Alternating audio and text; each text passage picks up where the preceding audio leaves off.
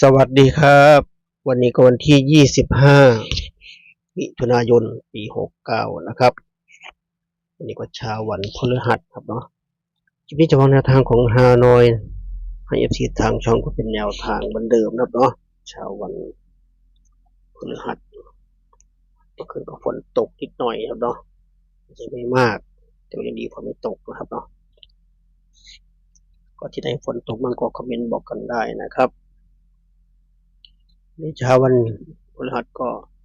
คลิปนี้จะเป็นแนวทางของฮานอยนะครับทางช่องก็เป็นแนวทางเหมือนเช่นเคยครับเนาะเช้าเจอกันนะครับเนาะสำหรับคอฮานอยส่วนสายมีเวลาไปต่อที่เราพัฒนาเหมือนเดิมครับเนาะเหมือนเช่นเคยให้เป็นแนวทางครับเนาะฮานอยเราพัฒนาหัวข้อให้ดีนะครับเนาะหัวข้อให้ดีเราสร้างมูลค่าทั้งสองอย่างครับเนาะสี่เราก็สรุปเป็นสวครับเนาะบางทีอาจจะดูผิดดูถูกครับเนาะใครชอบแนวทางก็อย่ามากดติดตามไว้ครับเนาะบางคนก็ทักมาเลยว่าไม่เห็นแนวทางเลยกดติดตามไว้นะแต่ไม่เห็น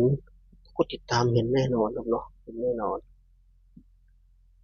ถ้าไม่เห็นคือแสดงว่าไม่กดติดตามครับเนาะกดกระดิ่งแจ้งเตือนไว้ก็ยิ่งดีครับเนาะก็ถ้าทำไม่เป็นก็ให้ลูกให้หลานทำให้นะครับเนาะสี่เราที่เป็นสวครับเนาะกดติดตามไว้ถ้าชอบก็ฝากกดติดตามกดไลค์อย่างที่บอกไว้เคยบอกไว้ประจำครับเนาะถ้าเราชอบแนวทางดูเวลาดูในคลิปครับเนาะให้กดไลค์ให้ด้วยครับเนาะกดไลค์ให้ด้วยจะเป็นประโยชน์ต่อเราครับเนาะต่อตัวเองครับเนาะกดฟรีก็ไม่เสียตังค์ครับเนาะกดฟรีเพราะระบบที่นิ้นว่าระบบจำเราเนาะว่าเราชอบแนวนี้เวลามีคลิปใหม่ๆมาเราจะเห็นจะโผล่ให้เราเห็นทันทีครับเนาะว่าจะเป็นองค์บากสารคามของคนอื่นก็แล้วแต่ครับเนาะถ้าชอบของเขาดูเขากดไลค์ให้เขาครับเนาะระบบจะจำสำคัญมากครับเนาะระบบท่านไม่จำเราไม่โผล่ให้เราเห็นครับเนาะก็ยังทีทักเลยทุกวันนี้ลงคลิปอยู่ไหมไม่เห็นคลิปนานแล้วเลิกทำแล้วเหรอมีทักมาทางไลน์ไงที่เก่าๆที่มีไลน์กันครับเนาะผมทำมาตลอดครับเนาะทำมาหลายปีแล้วลงคลิปทุกวันครับเนาะมีน้อยมากที่ไม่ลงเนาะอย่างอาทิตย์ละวันส่วนใหญ่จะเป็นเสาร์อาทิตย์ไม่วันไหนก็วันหนึ่งครับเนาะติดธุระไม่มีเวลาลงครับเนาะถึงมีเวลาอัดคลิปแต่ก็ลงในช่องชุมชนตลอดครับเนาะสุดท้ายก็คือลงอยู่ดีครับเนาะลงอยู่ดีลงตลอดครับเนาะกดติดตามไว้นะครับเนาะกดติดตามไว้ถ้าชอบแนวทางครับเนาะถ้าไม่ชอบข้ามไปนะครับเนาะแนะนำเป็นคนที่ชอบเท่านั้นคนอื่นก็ดูผลเมื่อวานก่อนครับเนาะฮานอยเมื่อวานรอบ5 โมงนะครับ2 ตัวล่างก็963 ตัวก็766ครับเนาะ96กับ766มาทั้งบนและล่างครับเนาะ6เดือนดีมากเลยก็จะว่าแนวทางบอกทำให้ไปเป็นแนวทางฮานอยรวมนะครับ5 โมงถึง1 ทุ่มมัดรวมให้แล้วครับเนาะชอบรอบไหนจัดรอบนั้นนะครับแต่ถ้าไปออกรอบอื่นก็แสดงว่าไม่มีโชคไม่มีดวงครับเนาะอย่างเมื่อวานรอบ4 โมงครับเนาะก็ออกไป25แล้วก็ไม่ได้แล้วเพราะว่าออกผิดรอบครับเนาะก็เสียดายไปก็แสดงว่าไม่มีโชคไม่มีดวงครับเนาะถ้าออกรอบก่อนครับเนาะรอบเป็นทางการเราคือ5 โมงนะครับ2 ตัวล่าง963 ตัวก็766ออกมาทั้งบนทั้งล่างครับเนาะ96กับ766เราเด่น9 เด่น 1ก็จริงแต่ไม่มี96ครับเนาะไป95แทนครับเนาะก็ได้แค่เฉียดครับเนาะนั้นเป็นตัวเน้นเลยออกมาทั้งบนทั้งล่างครับเนาะ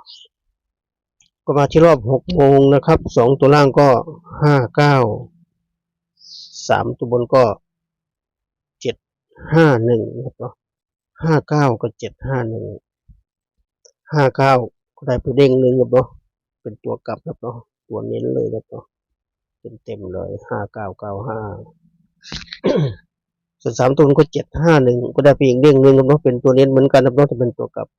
แต่ทั้งบนทั้งล่างทั้งหมดนี้เที่ยวนี้ก็เต็มครับเนาะหนีไม่ออกมันต้องอย่างนี้ครับเนาะถ้าจับหลักได้อย่างนี้มันต้องในบนในล่างครับเนาะใครตามดีจะด้วยว่าได้2เด้งตัวเน้นเลยนะครับไม่จากพลาดไป2 วันครับเนาะก็กลับมานะครับเนาะก็มาที่รอบ1 ทุ่มนะครับ2 ตัวล่างก็20 3 ตัวก็098ครับเนาะ20กับ09820ไม่มีเนาะเสียดายจะเป็น21เราเต็มครับเนาะได้อีกเด้งหนึ่งเสียดายได้แค่2 เด้งครับเนาะ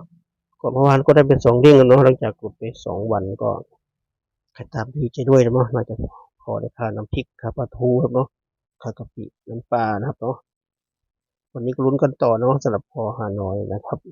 ข้อสรุปจะจดไว้ครับเนาะอย่างลงให้เป็นแนวทางเหมือนเช่นเคยครับเนาะชอบก็จัดขัดก็ผ่านครับเนาะโปรดใช้วิจารณญาณในการรับชมรับฟังเหมือนเช่นเคยนะครับวันที่เด่น2เด่น1นะครับ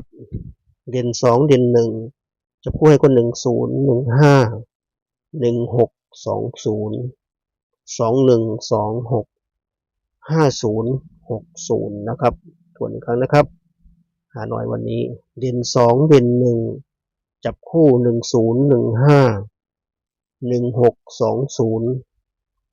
21265060นะครับ8คู่ครับเนาะ8คู่นี้เน้นไปที่2021แล้วก็10นะครับ202110เป็นตัวเน้นครับเนาะชอบที่สุดเลยของวันนี้ที่จะฟุกเหมือนเมื่อวานเปล่าเมื่อวานเราเป็น2เด้งเนาะเป็นตัวเน้นครับเนาะสบายเลยเนาะยิ้มแก้มปีเลยออกตัวเน้นครับเนาะ ก็มาที่ชุด3ตัวแล้วก็มี4ชุดเหมือนเช่นเคยวันนี้ก็มี621 620ครับเนาะ620 621 670 650นะครับเนาะ4ชุดนี้เน้นไปที่620 621แล้วก็610นะครับเน้นให้3ชุดนะครับเนาะ3ชุดก็ครบถ้วนนะครับสำหรับทางของฮานอยวันนี้วันที่25มิถุนายนปี69วันนี้วันพฤหัสครับเนาะเร็วมากเลยวันนี้ก็วันศุกร์ได้หยุดกันเนาะ